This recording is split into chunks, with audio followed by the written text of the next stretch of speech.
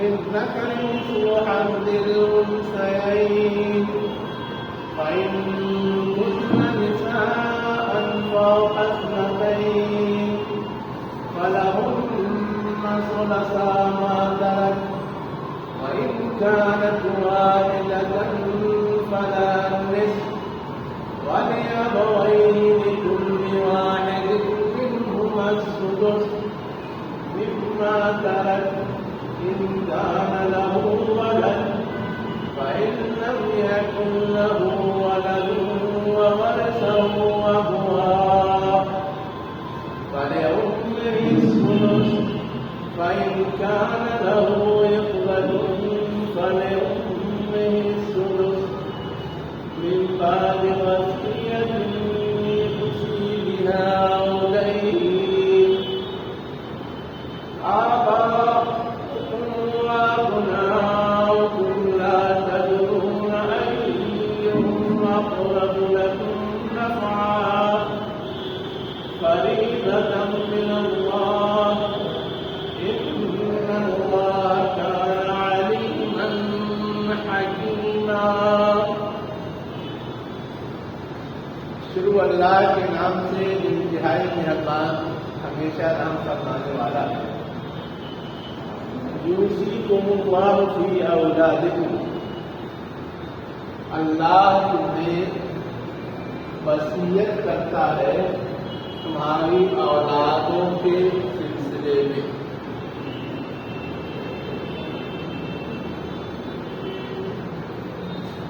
یہاں پہ اولادوں نہیں لکھا ہوا ہے لیکن میں نے اردو کے لحاظ سے اولادوں کا ترجمہ کیا ہے.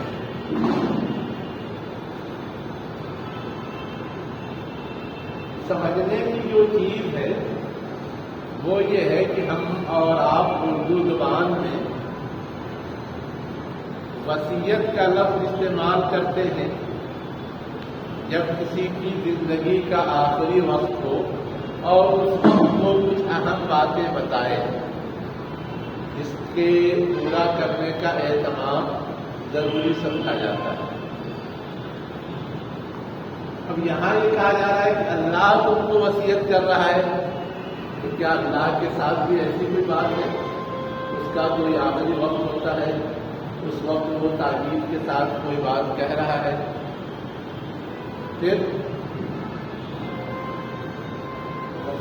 ہوتا ہے کہ لوگ توجہ سنیں اور اس پہ عمل کرا ہو. دیکھیے، ایک بات وہ ہوتی ہے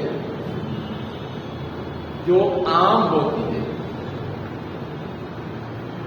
اور ایک بات وہ ہوتی ہے جو کسی پہلو سے خاص ہوتی ہے. عام بات کے لیے تو عام الفاظ ہیں، عام تعبیرات ہیں. قول کا لفظ بھی ہے، بیان کا لفظ بھی ہے، امر کا لفظ بھی ہے. لیکن جو چیز خاص ہوتی ہے وہ اگر کسی پہلو سے بیان کرنی ہو اور اس کے بارے میں گویا فورس کرنا ہو یا زور دینا ہو تو یہ تعبیر استعمال کی جاتی ہے. وصیت کی تعبیر عربی زبان میں وہ جو معنی ہے کہ آخری وقت میں کوئی تاکید کی جائے وہ اردو زبان کا مفہوم ہے. عربی زبان کا مفہوم وہ نہیں. عربی زبان کا مفہوم یہ ہے کہ کوئی خاص بات ہے جو خاص اہتمام کے ساتھ خاص طور پہ پورا کرنے کے لیے کہا جا رہا ہے. اب اللہ تعالیٰ نے یہاں جب یہ بات کہی کہ اللہ تم کو وصیت کرتا ہے، اللہ کہتا ہے یہ بھی ہو سکتا ہے، اللہ تم کو ہدایت دیتا ہے یہ بھی ہو سکتا تھا، اللہ تم کو حکم دیتا ہے یہ بھی ہو سکتا تھا. لیکن حکم دینے میں، ہدایت کرنے میں یا بیان کرنے میں، کہنے میں اہتمام کا پہلو نہیں پایا جاتا. کس کا پہلو؟ اہتمام کا پہلو. جہاں وصیت کا لفظ آتا ہے وہاں اصلاً اہتمام کا پہلو خاص طور سے ملحوظ ہوتا ہے. اسی لیے اس موقع محل کے لحاظ سے اللہ تعالیٰ نے یہ تعبیر استعمال کی۔ اہتمام کے ساتھ اللہ تم سے تاکیدن یہ کہہ رہا ہے کہ تم اپنی اولاد کے سلسلے میں کچھ چیزوں کا پاس و لحاظ رکھو۔ اب کس چیز کا پاس و لحاظ رکھنا ہے وہ آگے للذکر مثل حظ الانثیین ہے۔ وہ بات خود اتنی اہم ہے کہ اس کو اہتمام سے کہنا ضروری تھا۔ بات تو سیدھی سادی ہے، دو بیٹیوں کا جو حصہ ہے اس کے مانند بیٹے کو دو، لیکن اہتمام اس لیے ضروری تھا کہ بیٹیوں کو دینے کا تصور ہی نہیں تھا۔ جو وراثت ہوتی تھی وہ صرف بیٹوں میں تقسیم ہوتی تھی۔ تو اب ایک بالکل نئی چیز، اور وہ بھی فرض کے درجے میں، اور یہ کہ اگر کوئی اس سے روگردانی کرے تو وہ قابل گردن زدگی ہے، جس کا اشارہ آگے ہے۔ یہ سارے جو اہتمام تھے، یہ سارے جو پہلو تھے، ان چیزوں کو ملحوظ رکھتے ہوئے کہا گیا ہے کہ اہتمام سے تاکید کے ساتھ انہیں یہ بتایا جا رہا ہے یا حکم دیا جا رہا ہے۔ تو ایک بات تو یہ تھی کہ عورتوں کو جتنا ملتا ہے اس میں دو عورتیں جتنا پانے والی ہیں اتنا ایک مرد کو ملے گا۔ ایک دوسرا پہلو اور بھی ہے جس میں بہت بحث ہوتی ہے کہ جب ہماری اولاد ہی ہے تو اولاد تو ماں باپ کی نظر میں یکساں ہے۔ ماں باپ کی طرف سے جو چیز بھی ان کو ملنے والی ہے اس میں تو برابری ہونی چاہیے۔ عقل یہ کہتی ہے، لیکن اللہ کیا کہہ رہا ہے؟ اللہ کہہ رہا ہے برابری نہیں، لڑکے کو مرد کو زیادہ دینا ہے، ڈبل، اور عورت کو اس کے مقابلے میں اس کا آدھا دینا ہے۔ اب یہ بات بھی بظاہر عقل کے خلاف اور انصاف کے خلاف لگ رہی ہے، لیکن اس کے باوجود اللہ کہہ رہا ہے کہ تمہاری عقل میں آئے چاہے نہیں آئے، تمہیں یہ لگے کہ یہ انصاف اور مبنی نہیں ہے، لیکن پھر بھی میرا حکم یہی ہے کہ اسے فالو کرنا ہے، اس کو پورا کرنا ہے۔ کیوں؟ اس لیے کہ ہماری عقل ناقص، ہمارا علم ناقص، اور ساتھ ہی ساتھ ہم بہت سارے احکامات کے حکمتوں کو نہیں جانتے۔ اس کے لیے جہاں یہ آیت ختم ہو رہی ہے نا، وہاں اللہ تعالیٰ نے اپنی دو خاص صفت استعمال کی ہے۔ ان اللہ کان علیما حکیما، اللہ جاننے والا ہے، اپنے علم کی بنیاد پر یہ آرڈر دے رہا ہے۔ تمہارا علم اتنا وسیع نہیں ہے، اور اللہ حکمت والا ہے، نفع نقصان اور اس کے بہت سارے اف اینڈ بٹس کو ملحوظ رکھتے ہوئے یہ حکم دے رہا ہے۔ تو یہ جو بات تھی کہ جس کو نہیں مل رہا ہے اس کو ملے گا، لیکن عقل اور عدل کا تقاضا بظاہر یہ ہے کہ برابر ملے، تو وہ برابر بھی نہیں ملے گا، ایک کو زیادہ دوسرے کو کم۔ تو اس فرق کی وجہ سے یہ بات یا یہ ہدایت جو تھی وہ اپنی جگہ اہمیت کی حامل تھی اور خاص اہتمام چاہتی تھی، اس لیے اس انداز سے اور اس لفظ میں اسے بیان کیا گیا۔ ایک تیسری بات جو اس سے زیادہ لطیف ہے، لطیف کا مطلب باریک ہے، کیا ہے کہ جو چیز بانٹی جائے گی وہ کچھ بھی اٹھا کے نہیں بانٹا جائے گا، جو کام کی چیز ہوگی وہ بٹے گی۔ لفظ کا استعمال ہوا ہے حظ۔ ہم لوگ جب اچھے اچھے اشعار سنتے ہیں تو کہتے ہیں بہت محظوظ ہو رہے ہیں۔ محظوظ ہونے کا مطلب کیا ہوتا ہے؟ اس سے لطف اٹھا رہے ہیں، اس سے سرور حاصل کر رہے ہیں، اس سے کچھ بینیفٹ مل رہا ہے، اس سے کچھ مزہ حاصل ہو رہا ہے، کسی بھی طرح کا کوئی فائدہ حاصل ہو، وہ حج ہے، چاہے وہ سرور ہو، چاہے وہ کھانا پینا ہو، چاہے وہ مزہ ملنا، کچھ بھی ہو، وہ سب حج میں آتا ہے۔ تو اب یہاں جو کہا گیا کہ جتنا دو بچیوں کو فائدہ اٹھانے کے لیے، لطف اٹھانے کے لیے، مزہ حاصل کرنے کے لیے مل رہا ہے، اس کا 2 گنا لڑکے کو ملے گا۔ اس کا مطلب جو بانٹی جائے گی چیز وہ فائدے مند چیز، جو چیز فائدے والی نہیں ہے وہ نہیں بانٹی جائے گی۔ گھر میں ہو سکتی ہے ایسی چیز، بہت پرانی پڑی ہے پڑی، کسی فقیر کو بھی دیں گے تو وہ لینے کو تیار نہیں ہوگا، آپ کہیں کہ یہ تو باپ دادا سے، اس کو بھی بانٹنا ضروری ہے۔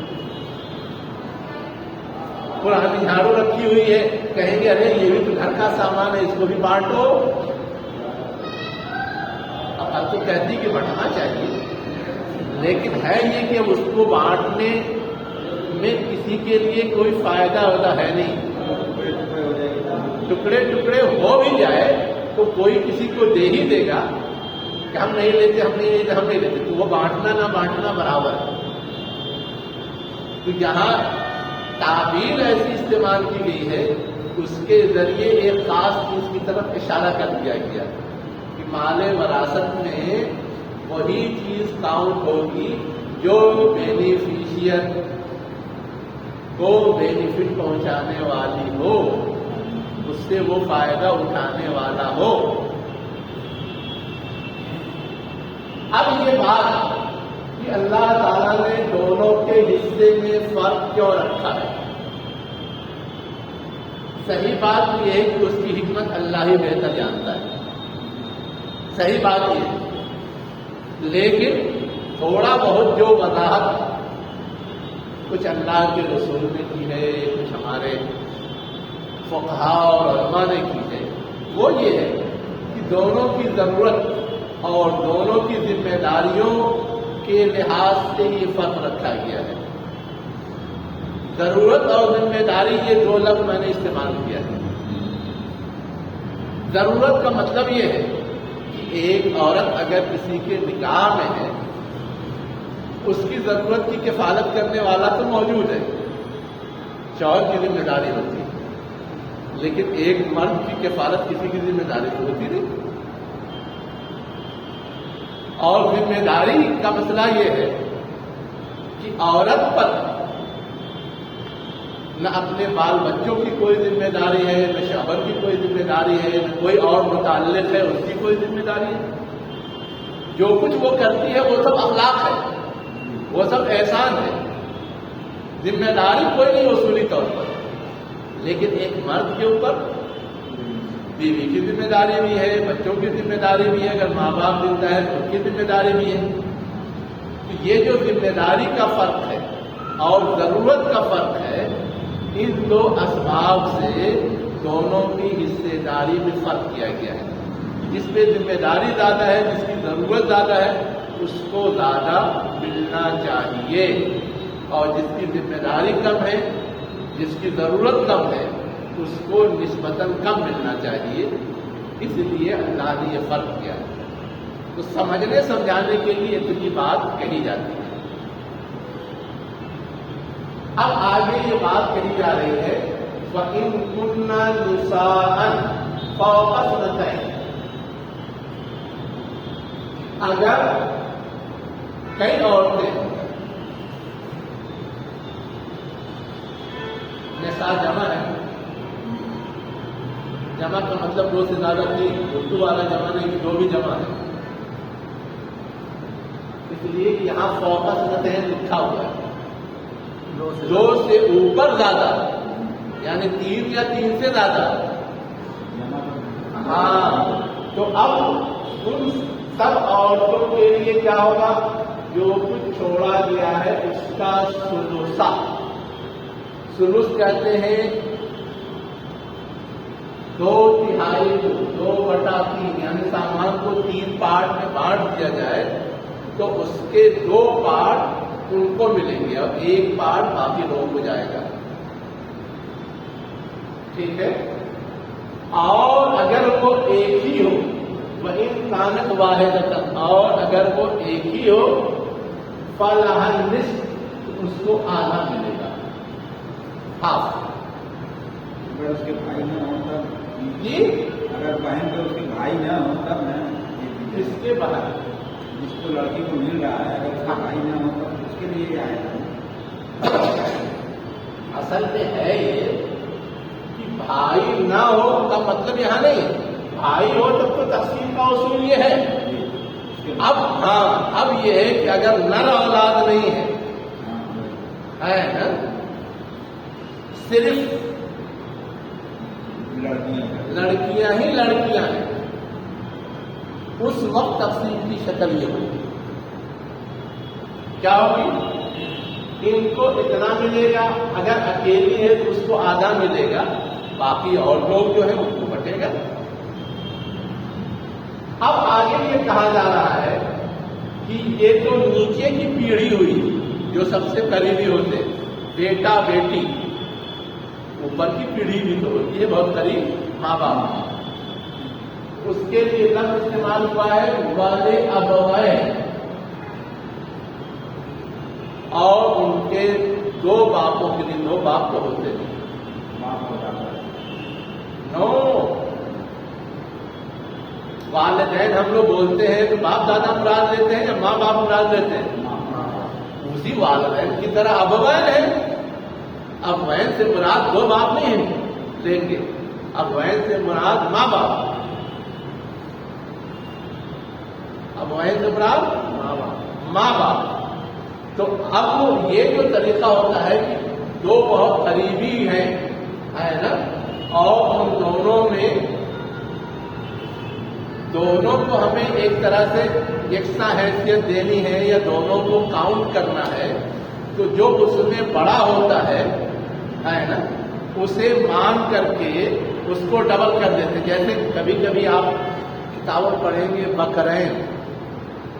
بکرین کا مطلب 2 بکر. اب 2 بکر تو نہیں تھا ابو بکر، تو بکرین سے مراد ابو بکر اور عمر دونوں مراد ہوتے ہیں. جیسے بولتے ہیں شیخین، تو شیخ سے مراد جو اصل استاد ہے اور جو اس کا قائم مقام رہا قریب تک. جیسے امام حنیفہ اور ان کے 2 مشہور شاگرد ہیں، امام ابو یوسف اور محمد. لیکن جب تینوں کی لائن بنتی ہے تو پہلے نمبر پہ کون؟ امام حنیفہ، اور دوسرے نمبر پہ امام یوسف آتے ہیں. تو شیخین سے مراد وہ دونوں.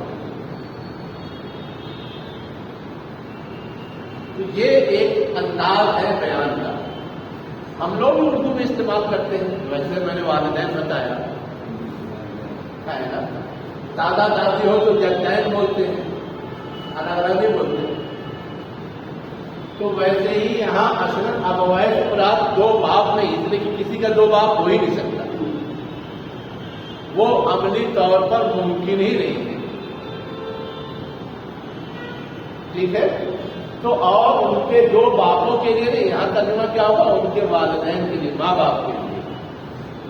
اب لکل واحد منہما السدس، اگر ماں بھی ہیں باپ بھی ہیں تو اب دونوں کو یہاں برابر حصہ ملے گا. منہما السدس، سدس کا مطلب 1/6.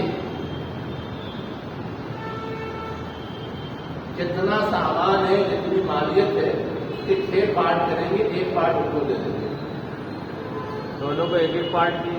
ہاں، یہاں لکھا ہوا لکل واحد، اچھا ان دونوں میں سے ہر ایک کے لیے. تو 1/6 باپ کا حصہ اور 1/6 ماں کا حصہ، دونوں کا یہاں برابر. یہاں بھی لوگ سوال کیا کرتے ہیں کہ نیچے کی پیڑھی میں تو ہاف کیا ہے اور اوپر کی پیڑھی میں برابر کیا ہے، یہ فرق کیوں ہے؟ سوال ہوتا ہے کہ اگر یہی پہلو ملحوظ رکھنا تھا کہ ضرورت زیادہ ہے، ذمہ داری زیادہ ہے، اس لیے مرد عورت کو فرق کیا گیا ہے، تو یہ فرق تو ہر جگہ ہونا چاہیے. تو بیٹا بیٹی میں تو وہ فرق کر دیا اور ماں باپ نے وہ فرق نہیں کیا, دونوں کو برابر برابر دے دیا. تو وہ حکمت اور وہ فلسفہ بھی فیل. اب اس کا کوئی جواب ہے؟ بتائیے مولانا صاحب. ہاں, اصل چیز یہ ہے کہ پٹک سے ایسے بڑھے گا. آپ کے پاس جو چیز بھی ہے اس کے 6 پارٹ کیجیے.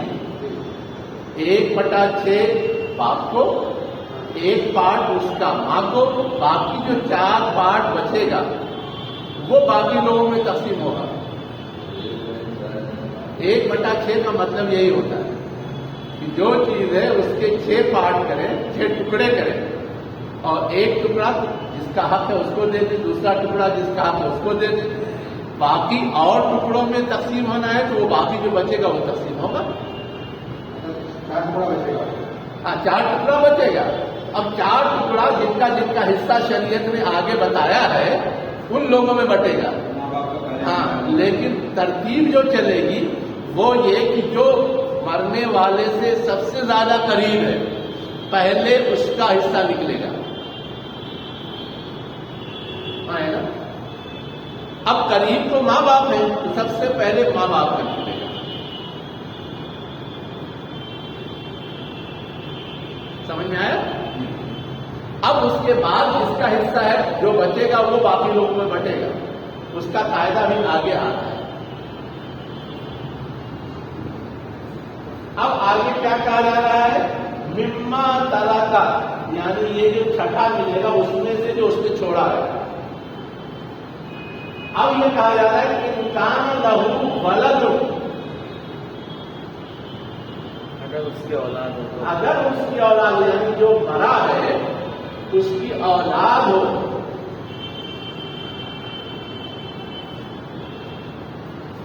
تو اس کا تعلق اسی جملے سے ہے. جس سے یہ جو پچھلا جملہ گزرا ہے اسی سے. اسی سے کا مطلب یہ ہے کہ ماں باپ کا یہ چھٹا نکال لینے کے بعد جو 4 بچے گا وہ بیٹے کو جائے گا. کس کو جائے گا؟ بیٹے کو جائے گا. اصل میں یہاں پر ایک چیز اور سمجھنے کی ہے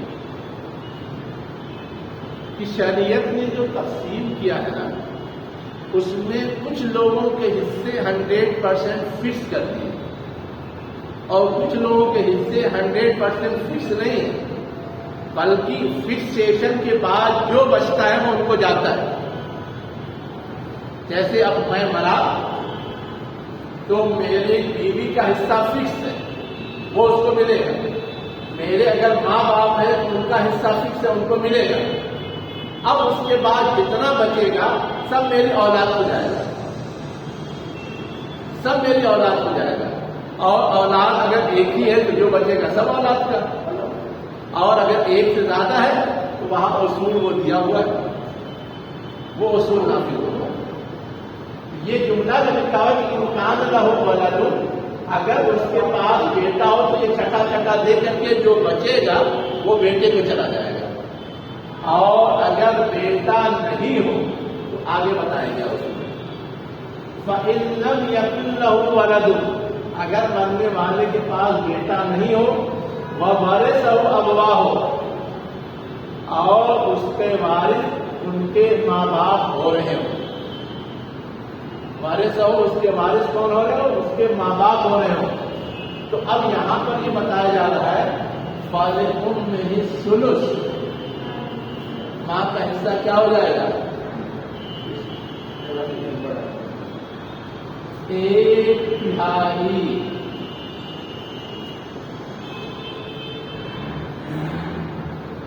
کتنا ہو جائے گا؟ 1/3. یعنی اس کا پڑھ گیا.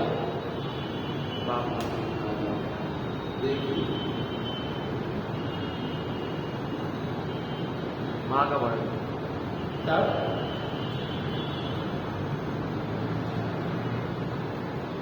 सवाल जो उठता है वो ये कि माँ का पढ़ा क्यों?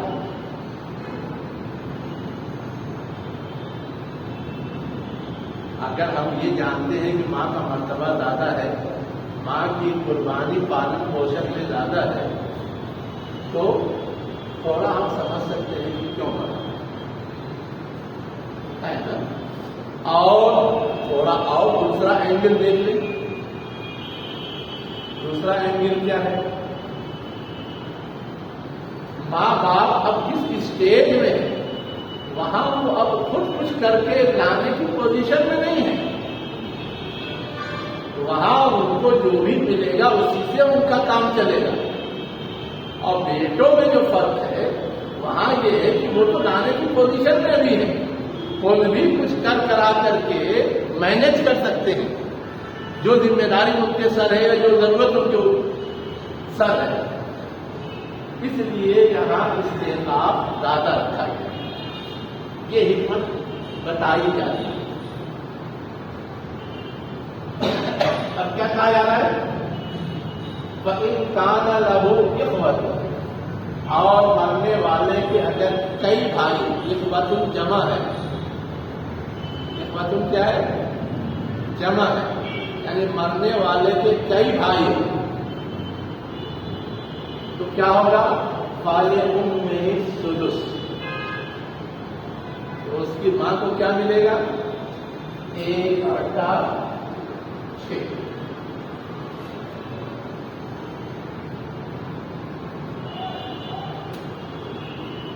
लेकिन ये सारी तफसील जो ऊपर बताई गई है वो 2 शर्तों के साथ मशरूत है, 2 शर्तों के साथ। पहली शर्त क्या है? मिन बादे वसीयतिन यूसा बिही, यानी ये तर्का बटेगा उस वसीयत के बाद जिसकी मरने वाले ने वसीयत की है। अब यहां पे वसीयत का मतलब क्या है? अल्लाह ताला के लिए जो यूज हुआ था वो नहीं, बल्कि उसने किसी ऐसे फर्द के लिए या ऐसी चीज के लिए अपने माल में से देने की हिदायत की हो जो वरासत के हकदार होने वाले नहीं। वरासत जो लोग पाने वाले हैं उनके लिए वसीयत दुरुस्त नहीं है। वसीयत उनके अलावा किसी के लिए की जा सकती है, चाहे वो रिश्तेदार हो, चाहे वो कोई मजबूर हो, चाहे वो कोई इदारा हो, चाहे वो कोई काम हो, कुछ भी हो, वसीयत उसके लिए की जा सकती है। अब उसने वसीयत की है ऐसी, इसका मतलब यह है कि वो मामला उसके नजदीक नॉर्मल मामला से ज्यादा अहम था, तो सबसे पहले उसको पूरा होना चाहिए। वो पूरा करने के बाद वरासत तकसीम होगी, उसके पूरा होने से पहले वरासत तकसीम नहीं हो सकती। और दूसरी शर्त क्या रखी गई है? मिन बादे दैन, और कर्ज के बाद। कर्ज का मतलब कर्ज की अदायगी के बाद, यानी उसके जिम्मे अगर किसी तरह का कोई कर्ज है तो वो पहले उसके कर्जे से अदा किया जाएगा, फिर माल बचेगा तो बटेगा, नहीं बचेगा तो नहीं बटेगा। ठीक, यहां पे 2 बातें और है समझने की। कर्ज जितना हो वो सब उसके माल से अदा किया जाएगा, हत्ता कि अगर घट जाए तो जो वरासत पाने वाले हैं वो वरासत नहीं पाएंगे, कर्ज पाएंगे। अब उनके हिस्से में कर्ज आएगा और जो कर्ज बच रहा है वो वारिसीन को अदा करना होगा। इस तरह वो पाने के हकदार हैं, कहीं अगर जरूरत पड़ जाए तो वो अदा करने के जिम्मेदार भी हैं। एक बात तो ये समझने की है। दूसरी बात यह है कि जो वसीयत नाफिज करने के लिए कहा गया है तो वसीयत के हवाले से निफाज तो होगा पहले, لیکن اس وصیت کے حوالے سے یہ دیکھا جائے گا کہ وہ وصیت معقول ہے یا غیر معقول، معقول ہے یا غیر معقول۔ قرض میں معقول غیر معقول نہیں دیکھا جائے گا، جو اس کے سر ہے وہ ادا کرنا ہے، جو کچھ اس نے کیا وہ غلط، اس کے ادا نہ کرنے سے دوسرے کا حق مارا جائے گا، لیکن وصیت میں دیکھا جائے گا، اس لیے کہ وصیت میں جو وراثت پانے والے ہیں ان کا بھی حق ہے مرنے والے کے مال میں۔ اب اس نے 100% کی وصیت کر دی، دے دینا مدرسہ فیض العلوم کو، دے دیں گے؟ نہیں دے سکتے۔ وصیت کے لیے اختیار صرف 1/3 میں ہے، یہ یہاں نہیں لکھا ہے کہ اللہ کے رسول نے وضاحت کی، اللہ کے رسول نے کیا کیا ہے؟ وضاحت کی ہے کہ وصیت صرف 1/3 میں کیا جا سکتا ہے، اس سے زیادہ اگر وصیت ہے وہ الگ، وہ نافذ نہیں ہوتی،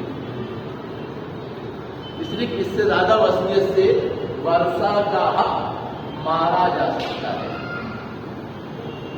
ہاں اگر ورثہ راضی ہے کہ ہم اپنی وراثت نہیں لیں گے اور میرے والدین کی وصیت ہی نافذ کر دی جائے تو یہ گویا ان کی طرف سے دینا ہوگا، یہ کیا ہوگا؟ ان کی طرف سے دینا ہوگا، اور ساتھ ساتھ وصیت کا نفاذ بھی سمجھا جائے گا، لیکن اصولی طور پہ اللہ نے اور اس کے رسول نے ان کے حق کا تحفظ کیا ہے۔ کیا کیا ہے؟ ان کے حق کا تحفظ کیا ہے، ان کا حق طے بھی کیا ہے اور پابند کیا ہے وصیت 1/3 سے زیادہ نہیں ہو سکتی۔ تو یہ بات بھی یہاں سمجھنے کی ہے۔ ٹائم کے حوالے سے ہم اور آپ تھوڑا سا کنفیوز ہوتے ہیں، تو اس سلسلے میں ایک بات اور سمجھنے کی ہے۔ ہاں لین دین دونوں کو بولتے ہیں، لیکن جس میں آنے والا وہ تو وراثت میں جڑ جائے گا، اس میں کیا ادا کرنا ہے؟ اس میں تو اور فائدہ ہی ہوگا۔ جو دینا ہے اصل تو وہ ذمہ داری ہے نا۔ تو یہاں عام طور سے مفہوم دینے والے قرض کا لیا گیا ہے، جو واپس آنے والا قرض ہے وہ تو ایڈ ہو جائے گا، تو اس کے دینے لینے کا مسئلہ نہیں ہے۔ میں جو چیز کہہ رہا تھا کہ عموماً ہم نے کسی سے کوئی چیز لی، پیسہ لیا، سامان لیا، وہ قرض کاؤنٹ ہوتا ہے، لیکن اگر کوئی فرض واجب ہے جس کی ادائیگی نہیں ہوئی ہے تو وہ اس میں کاؤنٹ ہوگا یا نہیں؟ فار ایگزامپل ایک شخص شادی کرتا ہے، اس کے اوپر مہر لازم ہے، اب اس نے مہر ادا نہیں کی، بیوی اس کی حیات ہے، اب یہ جو مہر اس کے اوپر لازم ہے یہ اس کے ترکے سے پہلے ادا کیا جائے گا، بچے گا تب؟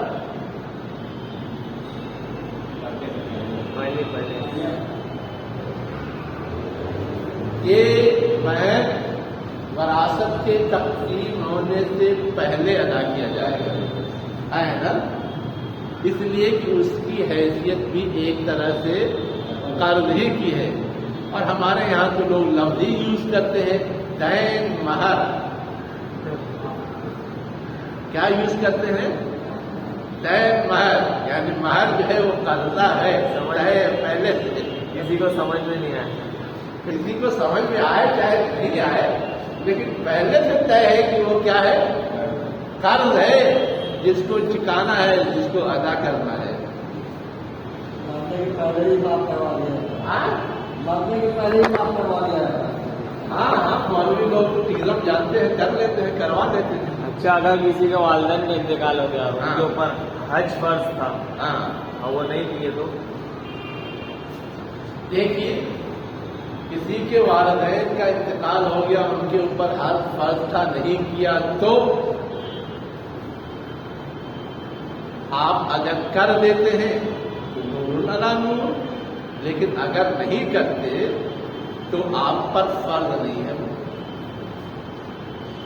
اس لیے کہ جو حق دوسروں کا ہے وہ تو معاف نہیں ہوتا، اس لیے اس کی ادائیگی لازم ہے، لیکن حق کسی دوسرے کا حق نہیں ہے، وہ اللہ کا حق ہے اور اللہ اپنا حق معاف کر سکتا ہے نا، اس لیے وہ بندوں پر لازم نہیں کیا گیا ہے، آپشنل ہے، بعد میں ہم حج کرنا چاہیں والدین کی طرف سے کر سکتے ہیں، ہے نا، لیکن اسے لازم نہیں کیا گیا ہے، اختیاری چھوڑا گیا ہے، لیکن جو کسی کا باقی ہے، چاہے وہ بیوی ہی ہے چاہے کوئی اور ہے، تو وہ حقوق العباد سے متعلق ہے، وہ معاف نہیں ہوگا، وہ ادا کرنا ہی کرنا، یہ فرق ہے دونوں،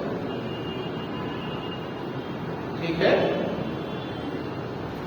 چلیے، تو وصیت اور دین سے متعلق کچھ موٹی موٹی یہ دو چار باتیں تھیں جو سمجھنا ضروری تھا، اس لیے میں نے اس میں وضاحت کر دی۔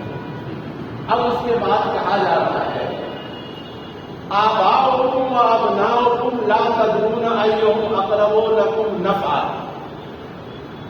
تمہارے باپ دادا ہو یا تمہارے بیٹے ہو، لا تدرون تم نہیں جانتے، ایہم ان میں سے کون، اقرب لکم تم سے زیادہ قریب ہے، نفعا نفع کے لحاظ سے، یعنی فائدہ پہنچانے کے لحاظ سے یا فائدہ حاصل کرنے کے لحاظ سے، دونوں مفہوم دیا جاتا ہے، فائدہ پہنچانے کے لحاظ سے یا فائدہ حاصل کرنے کے لحاظ سے کون قریب ہے تم نہیں جانتے۔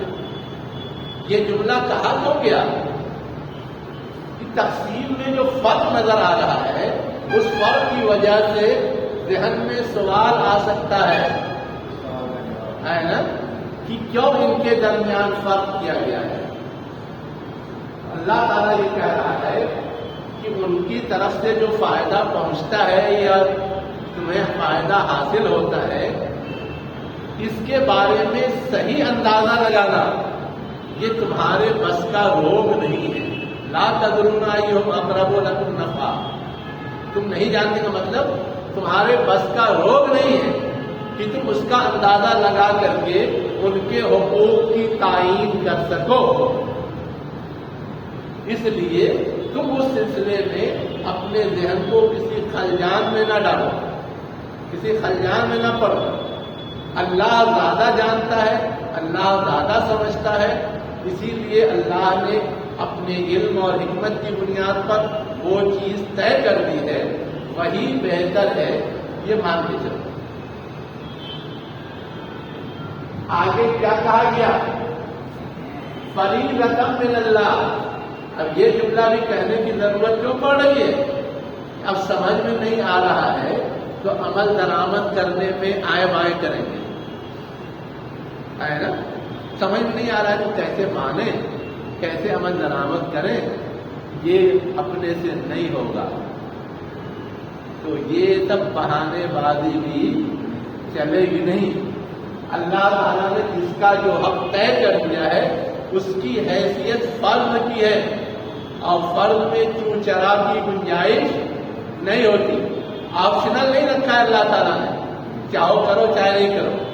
اللہ تعالیٰ نے جو حکم دیا ہے فرض کے حوالے سے اس میں اختیار کی بھی گنجائش نہیں ہے۔ ہم چاہیں تو نماز پڑھیں چاہے تو نہ پڑھیں، ہے حق ہم کو، ہم چاہیں تو روزہ رکھیں چاہے تو نہ رکھیں، ہے حق ہم کو۔ ہم نہیں پڑھیں گے پکڑے جائیں گے، ہم نہیں روزہ رکھیں گے پکڑے جائیں گے، سزا دی جائے گی۔ ویسے ہی یہ وراثت میں جس کا جو حصہ رکھا گیا ہے وہ ادا کرنا ہے، اگر نہیں سمجھ میں آ رہا ہے تو نہیں عمل درآمد کریں گے، پکڑے جائیں گے، چھٹکارا نہیں، چھٹی نہیں۔ اسی لیے یہ تعبیر ہے فریضۃ من اللہ، اللہ کی طرف سے یہ فرض ہے، لازم ہے، واجب ہے۔ ان اللہ کان علیما حکیما، بے شک اللہ کیا ہے، جاننے والا، حکمت والا، یہ میں پہلے بتا دوں۔ اب اس کے بعد جو سب سے قریبی تھے خون کے لحاظ سے، بیٹا بیٹی اور ماں باپ، ان کا حصہ بتا دیا گیا اس آیت میں۔ اب اس کے بعد جو قریبی ہے وہ بیوی، میاں بیوی، یہ خونی رشتہ تو نہیں ہوتا، لیکن قربت کے دوسرے اسباب ہوتے ہیں، اس لیے یہ بھی اہمیت کے لحاظ سے زیادہ اہم ہے۔ اب اس کے بعد اس کے بارے میں بیان کیا جا رہا ہے، کیا وَلَكُمْ نِصْفُ مَا تَرَكَ أَزْوَاجُكُمْ إِن لَّمْ يَكُن لَّهُنَّ وَلَدٌ۔ اگر کوئی لڑکا نہ ہو یا اولاد نہ ہو تو جو کچھ چھوڑا ہے اس کا آدھا تمہارا۔ ہاں؟ اگر بیوی کی وراثت بڑھ رہی ہے، بیٹا نہیں ہے تو شوہر کا ہوگا، اور اگر شوہر کی وراثت بڑھ رہی ہے، کیا کہتے ہیں، بیٹا نہیں ہے تو بیوی کا ہوگا، باقی بچے گا تو پھر بھائی بہن اور دوسرے لوگ پائیں گے، آدھا جو بچے گا وہ بھی آگے آ رہا ہے۔ فَإِن كَانَ لَهُنَّ وَلَدٌ، اور اگر ان کے پاس کیا ہو، بیٹا ہو، فَلَكُمُ الرُّبُعُ، تو ان کو کیا ملے گا، 1/4۔ اگر بیٹا ہے تو 1/4 مما ترکنا، جو انہوں نے چھوڑا ہو، من بعد وصیت یوصینا بہا أو دین، یہاں بھی وہی شرط ہے، یہاں بھی کیا ہے، وہی شرط ہے کہ پہلے وصیت نافذ کی جائے گی اس نے کیا ہو، اور قرض ادا کیا جائے گا، اس کے بعد وراثت کر دیں گے۔ اب آگے کیا کہا جا رہا ہے، وَلَهُنَّ الرُّبُعُ، اور ان کے لیے 1/4 ہے جو تم چھوڑو۔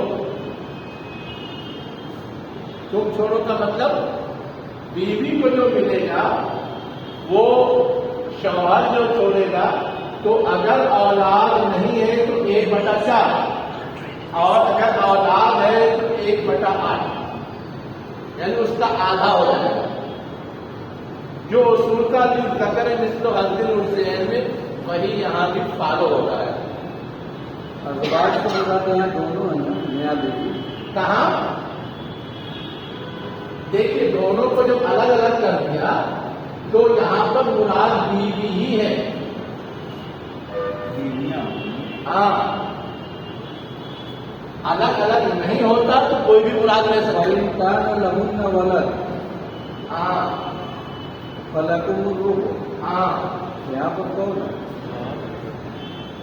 لیکن یہاں پر جو ہے بیوی ہے۔ بیوی ہاں، لہن لہنا ہے، بیوی ہے۔ یہاں سے الگ کر دیں گے۔ ہاں، کر دیا۔ اب آگے کیا کہا جا رہا ہے کہ جو شوہر چھوڑے اس کا 8واں، یہاں بھی وہ شرط باقی من بعد وصیت توصون بہا أو دین، یعنی یہ شرط کی وصیت پوری کی جائے گی، قرض پوری کی جائے گی، ہر جگہ ہے۔ اب یہاں پر ایک نیا مسئلہ آ رہا ہے، وَإِن كَانَ رَجُلٌ يُورَثُ كَلَالَةً، اگر کوئی ایسا آدمی ہو جس کا وارث ہوا جا رہا ہو کلالہ کی شکل میں، یا کوئی عورت ہو، اس کے بعد یہی جملہ انڈرسٹوڈ ہے، تورثو کلالۃ، یا کوئی عورت ہو اور اس کا وارث ہوا جا رہا ہو کلالہ کی شکل میں۔ اصل پہلے کلالہ سمجھنے کی ضرورت ہے، تو یہ مسئلہ خود بخود سمجھ میں آ جائے گا۔ کلالہ بولتے کس کو ہے؟ جس کے نہ ماں باپ ہو نہ بیٹا بیٹی، نہ ماں باپ ہو، نہ بیٹا بیٹی ہو، نہ بیوی ہو، شوہر بھی۔ قریبی رشتے دار۔ اوپر جتنے حصے بتائے گئے نا، بیٹا بیٹی، باپ ماں اور شوہر بیوی،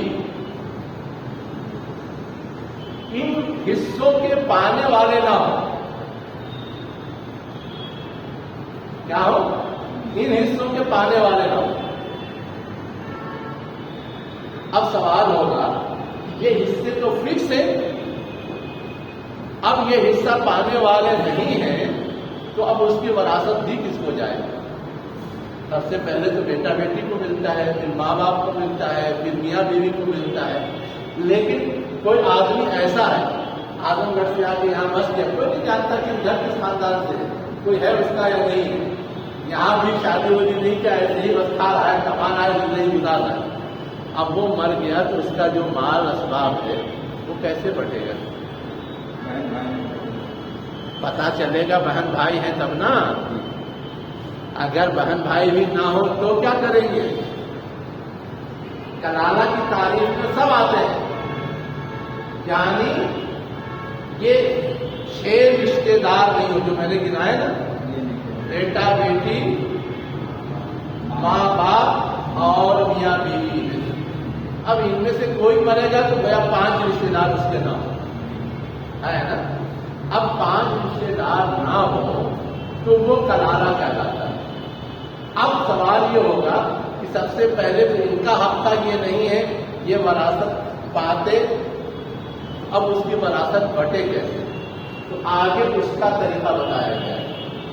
وہ صورت مرد ہو تو بھی پیش آ سکتی ہے، عورت ہو تو بھی پیش آ سکتی ہے. اسی لیے دونوں لفظ آئے ہیں کہ کان رجل یورث و کلالہ.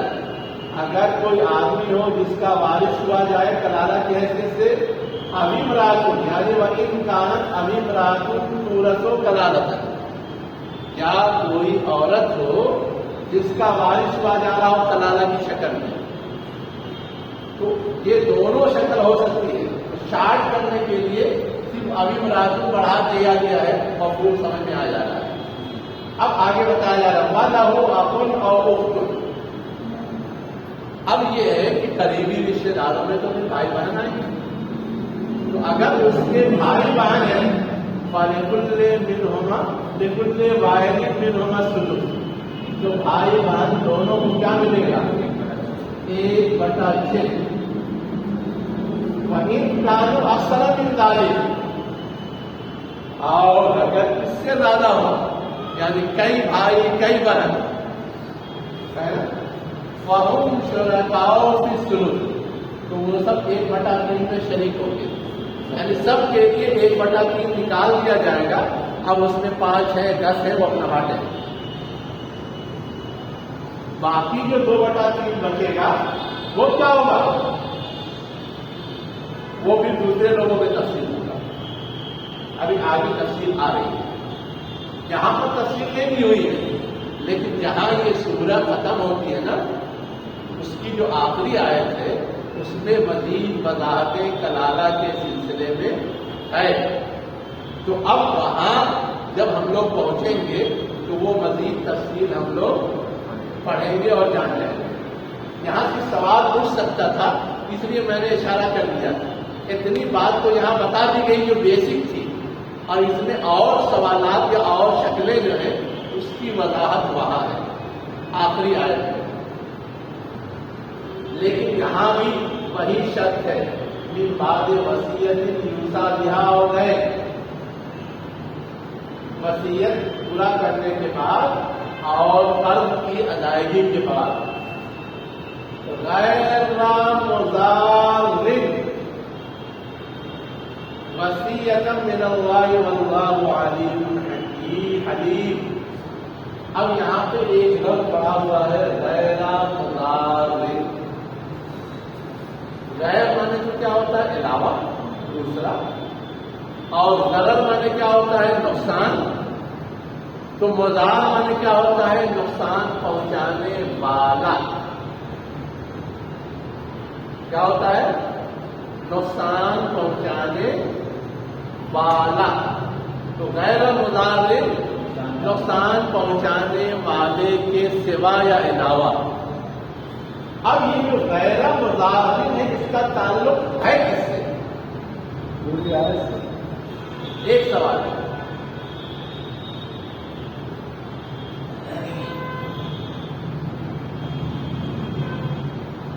یعنی یہ پورا ترکہ تقسیم ہوگا، اس تقسیم میں کسی کو نقصان پہنچانے کی کوشش نہ کی گئی ہو، کسی کو نقصان پہنچانے کی کوشش نہ کی گئی ہو۔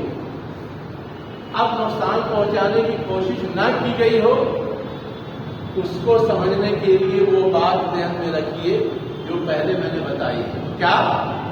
مثلا ہم کسی سے ناراض ہیں، اس کو وراثت میں حصہ زیادہ نہیں پانے دینا چاہتے، کسی کے حق میں وصیت کر دی، چل تیرا میرا آدھا رہے گا، اب وارثین کو گویا کم ملے گا۔ اسی کو درست کرنے کے لیے اللہ کے رسول نے وہ وضاحت دی کہ 1/3 سے زیادہ میں وصیت نہیں ہو سکتی۔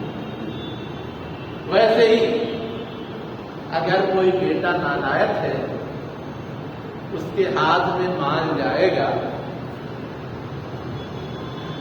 تو برباد کرے گا، اس بربادی سے بچانے کے لیے کسی کو زیادہ دے گا، یہ بھی مضار ہوگا، اس کی بھی اجازت نہیں ہے۔ لائق نالائق کے حوالے سے حق نہیں مارا جا سکتا، حق سب کو برابر ملے گا۔ ویسے ہی ایک شکل اور ہوتی ہے، کیا ہوتی ہے؟ کوئی بہت چالاک دوست ہے، کیا ہے؟ چالاک دوست ہے، اس سے قرض کا لین دین ایسا کر لیا کہ مال اس کا سارا ادھر چلا گیا۔ اب اس میں اس دوست کی بھی شرارت ہو سکتی ہے اور ہماری بھی ہو سکتی ہے۔ ہم نے زندگی میں کسی کو کچھ دے دیا، لوٹا دیا، کوئی ہم سے پوچھ سکتا ہے، لیکن اگر ہماری نیت یہ ہے، یہ سب بدمعاش ہے، نالائق ہے، ان کو پیسہ نہیں ملنا چاہیے، ان کو وراثت نہیں پہنچنی چاہیے، اور اس نے زندگی بھر مجھ پہ احسان کیا ہے، کچھ اس کا بھلا ہو جانا چاہیے، اٹھا کے دے دیا۔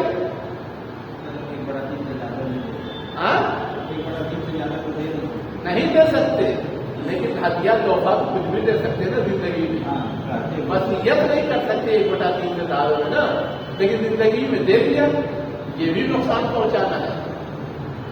تو نقصان پہنچانے کی بہت ساری شکلیں ہو سکتی ہیں، یہاں صرف ایک اصولی بات نہیں دیا، بتا دیا کہ جو اس کی وراثت بٹنے والی ہے، اس کا کوئی عمل، اس کی کوئی حرکت کسی کو نقصان پہنچانے والی نہیں ہونی چاہیے۔ اگر اس کا عمل یا اس کی حرکت نقصان پہنچانے والی ہے تو اس کو درست کیا جائے گا۔ درست کرنے کے لیے کچھ تو اصول اللہ کے رسول نے بتا دیے، اور اس کے بعد پھر بہت سارے اختیارات وقت کے حکمران کو دیے گئے ہیں، وقت کے حکمران کو دیے گئے ہیں۔ الٹی سیدھی کوئی حرکت اگر ہوئی ہے تو اس کو درست کر کے تب یہ شرعی احکام نافذ کریں۔ مطلب یہ ہے کہ قانون راضی کی خلاف ورزی نہیں ہوتی، بالکل غیر متعدد کسی کی کہا گیا ہے۔ ٹھیک، اور آگے اللہ کیا کہہ رہا ہے؟ وصیۃ من اللہ، یہ بات کیا ہے؟ اللہ کی طرف سے بطور تاکید ہے، بطور اہتمام ہے،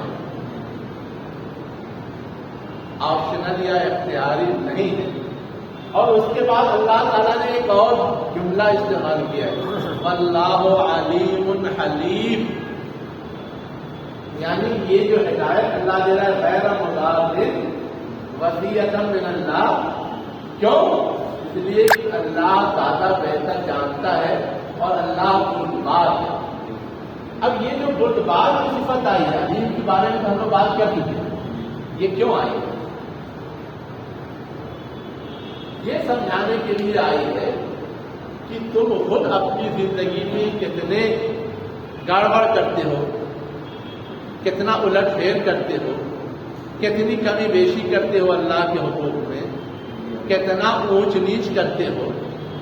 اگر اس پر اللہ پکڑ کرے تو تم ایک دن بھی صحیح سالم رہ پاؤ گے؟ نہیں رہ پاؤ گے۔ لیکن ان ساری چیزوں کو اللہ انگیز کرتا ہے، برداشت کرتا ہے، ٹالتا ہے، نیگلیکٹ کرتا ہے۔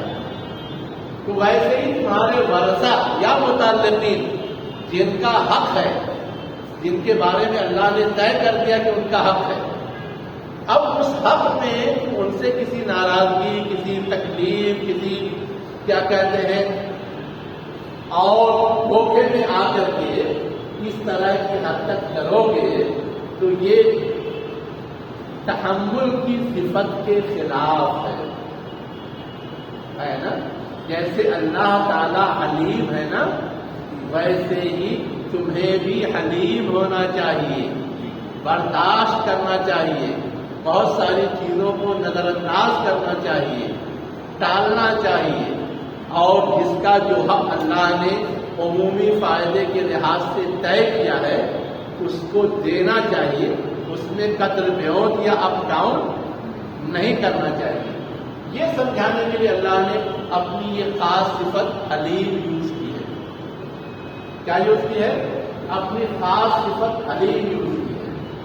اب اس کے بعد اللہ تعالیٰ مزید تاکید کے طور پہ کیا کہہ رہا ہے کہ یہ جتنی ہدایات میں نے دی ہیں تلک حدود اللہ، یہ سب کیا ہے؟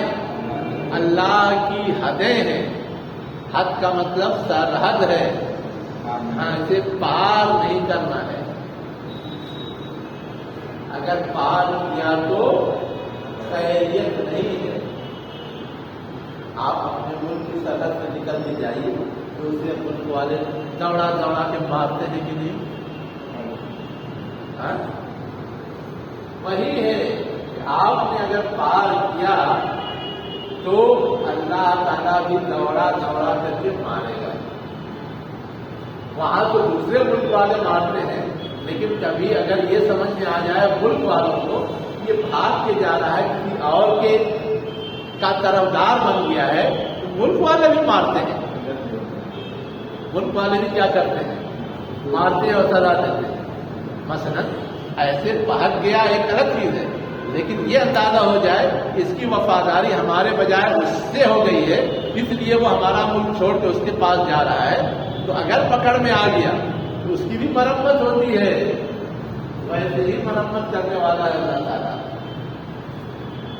وَمَن يُطِعِ اللَّهَ وَرَسُولَهُ، اور جس نے اللہ اور اس کے رسول کے اطاعت کا مطلب حدود اللہ کی پاسداری کی، جو دخل ہو جنات تجری من تحتہا الانہار، تو اللہ تعالیٰ کیا کرے گا؟ اسے ایسے باغات میں داخل کرے گا جس کے نیچے نہریں بہتی ہوں گی. خالدین فیہا، وہ اس میں ہمیشہ رہیں گے. وذالک الفوز العظیم، اور یہی بڑی کامیابی ہے.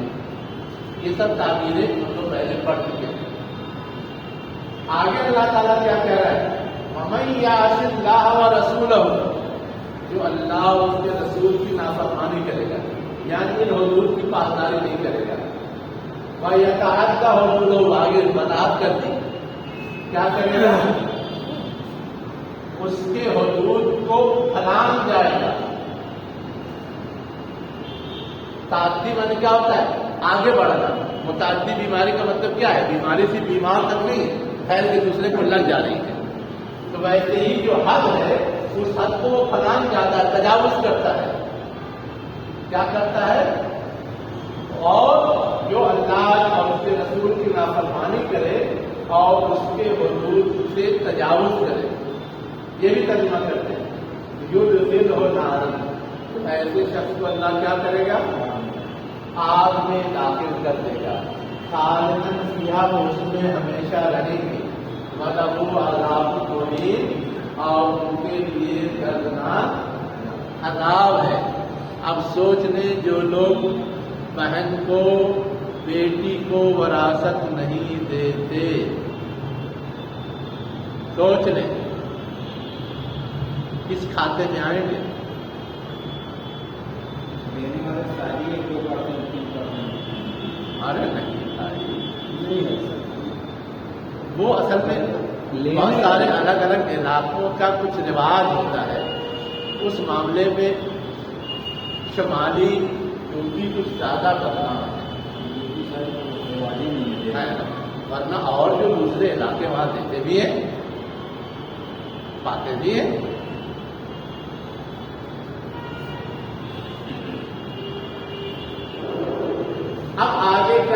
جا رہا ہے واللاتی یأتین الفاحشۃ من نسائکم فاستشهدوا علیہن اربعۃ منکم فإن شهدوا فأمسكوهن في البيوت حتى يتوفاهن الموت أو يجعل الله لهن سبيلا.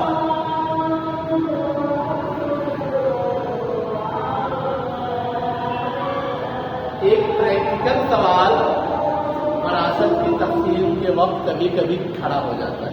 کیا کہ جو لوگ وراثت پانے والے ہیں وہ معقول ہیں، ٹھیک لے جائیں اپنی وراثت، لیکن اگر کوئی غیر معقول ہے، ایک تو غیر معقول یہ ہے کہ بشری کمزوریوں سے بہت ساری چیزیں ہو جاتی ہیں، اور ایک یہ ہے کہ کوئی ایسا معاملہ ظاہر ہو جائے جو ناقابل برداشت ہو، جس کی ایک ابھری ہوئی شکل یہ ہے،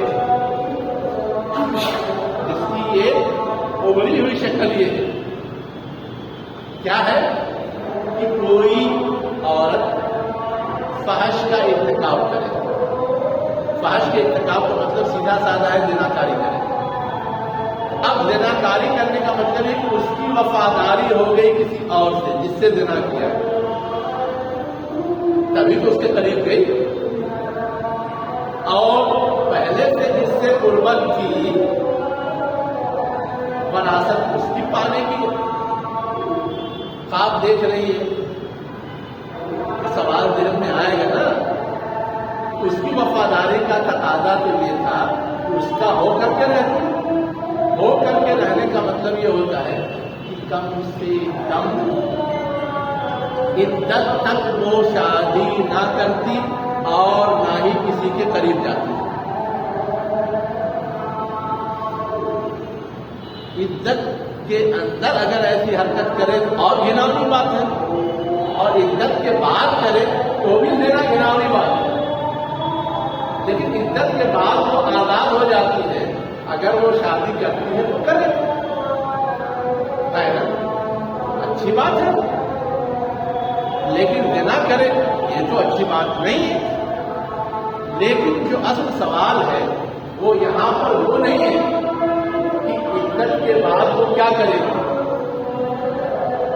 عدت سے پہلے یا شوہر کی موجودگی میں اگر اس کی حرکت ایسی سامنے آتی ہے تو کیا کیا جائے گا، تو کیا کیا جائے گا. مان لیا زندگی میں اس نے ایسی حرکت کی اور میرا انتقال ہو گیا، اب وراثت بچنے والی ہے، بیوی تو تھی دعویٰ لے کے کھڑی ہوگی، لیکن لوگ کہیں گے ارے ماں اس کے رہتے ہوئے تو اس نے دوسرے سے آشنائی کی اور آج حق لینے کے لیے اس نے رشتہ جتا رہی ہے. دینے کو ذہن تیار ہوگا نہیں ہوگا. ایسی صورت میں کیا ہو ایک سوال ہے، لیکن ایسی صورت میں کیا ہو اس سوال کو حل تو بعد میں کیا جائے گا. پہلے جو یہ بات ہے یہ ثابت ہونی چاہیے کہ وہ بات اپنی جگہ صحیح ہے یا غلط ہے، یہ چیک ہونا چاہیے. اگر صحیح ہے تب تو اس کی بنیاد پر کچھ سوچنے کی ضرورت ہے، اگر وہ بات سرے سے غلط ہے تو اس کی بنیاد پر کچھ سوچنے کی ضرورت نہیں رہ جائے گی. وہی کہا جا رہا ہے کہ وہ عورتیں جو فحش کا ارتکاب کریں من نسائکم تمہاری عورتوں میں سے فاستشہدوا علیہن اربعۃ منکم، تو پہلے اس میں گواہ چاہو، یعنی اس کو کنفرم کرو، اور ایک گواہی دو گواہی تین گواہی نہیں، 4 گواہی، اور وہ 4 گواہی بھی کسی خیرے غیرے نٹھو خیرے کی نہیں، منکم تم میں سے ہونا چاہیے. ورنہ آج کل لڑکیوں کو بتا کے دے جاتے کوئی کافی کھڑا ہو کے گواہی دے، ہم کہیں ہاں گواہی تو دی، یہ سب نہیں چلنے والا ہے. ہاں دشمن کو برباد کرنے کے لیے بہتانے کے لیے کچھ بھی کہہ سکتے ہیں. منکم کی شرط ہے کیا ہے، ان پر 4 گواہ چاہو اپنے میں سے، فاستشهدوا فإن شهدوا، بس اگر وہ گواہی دے دیں، فأمسكوهن، تو ان کو کیا کرو؟ روک لو، پھر بیوت گھروں میں۔ اب اس کو ہم کہہ سکتے ہیں کہ آج کل کیا ہے کہ اصطلاح چلتی، گھر میں قید کر دیا جاتا ہے، نظر بند کرنا۔ جیسے بہت سارے کشمیری نیتاؤں کو ان کے گھر ہی میں قید کر دیا گیا ہے، تو نظر بندی کی ایک شکل ہے۔ کہیں حتیٰ یتوفاہم الموت، یہاں تک کہ موت انہیں پورا لے لے، یعنی وہ مر جائے، اسی حال میں نظر بندی کی حالت میں۔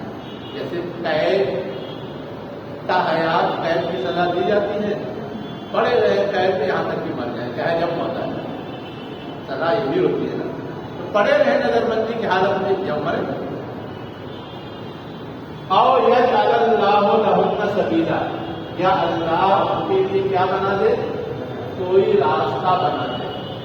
اب یہ جو بات ہے، یہ بات کہی گئی تھی جس وقت، اس وقت تک کوئی قانون پہلے سے نہیں پایا جاتا تھا، تو ایک عبوری قانون کے طور پہ یہ ہدایت دی گئی، لیکن یہ کہہ دیا گیا کہ یہ عبوری ہے، اللہ تعالیٰ ان کے لیے کوئی راستہ بنا دے۔ یہ خود اشارہ تھا کہ ابھی کچھ اور شکل ہو سکتی ہے، تو یہ ہدایت گویا عارضی ہے کہ ان کو نظر بند کیا جائے یا گھر میں قید کیا جائے، آگے اللہ مزید ہدایت دے گا کیا کرنا ہے۔ تو وہ ہدایت قرآن میں دوسری جگہ موجود ہے، اس کے آنے کے بعد یہ بات جو تھی کہ گھر میں نظر بند کر دیا جائے، یہ ختم ہو گئی ہے نا، یہ کیا ہو گئی ہے؟ ختم ہو گئی ہے۔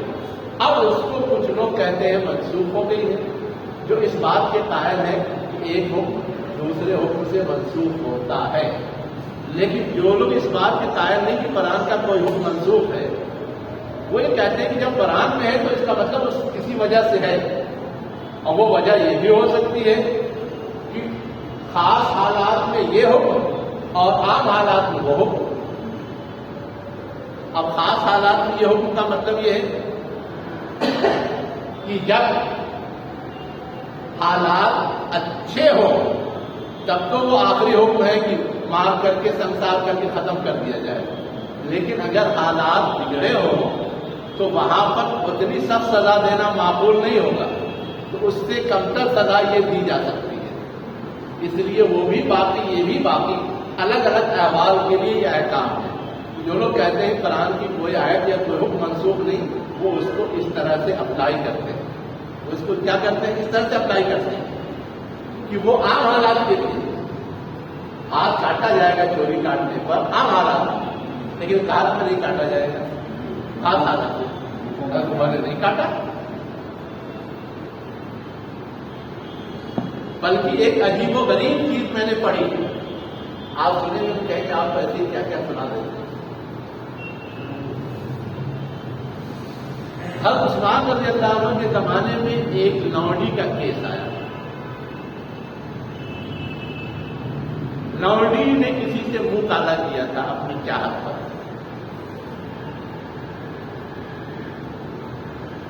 اب سوال یہ تھا کہ اس پر حد جاری ہو کہ نہیں، آدھی حد تو ہے،